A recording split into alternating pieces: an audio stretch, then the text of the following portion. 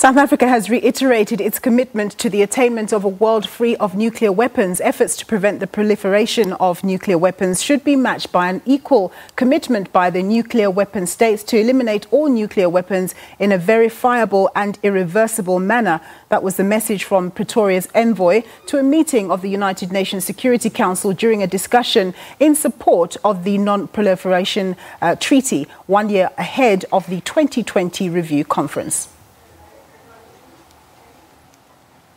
The meeting sought to reaffirm the broad commitment to advance the goals of the NPT as a cornerstone of the nuclear non-proliferation regime.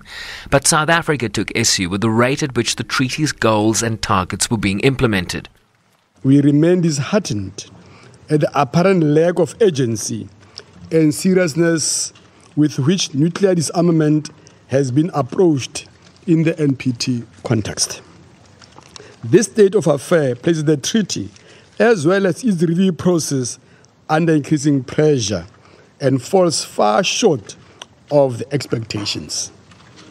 Continued reliance on nuclear weapons, insecurity doctrines, the development of new types of nuclear weapons, and qualitative improvements to the existing arsenals have also not allayed the fears of non-nuclear weapon states. Ambassador Machila warned that member states should not become complacent about the continued threat that nuclear weapons posed, and urged that measurable progress on nuclear disarmament must become a major determinant in achieving international peace and security. South Africa also recently acceded to the separate nuclear ban treaty, joining just 21 other states who have ratified the agreement.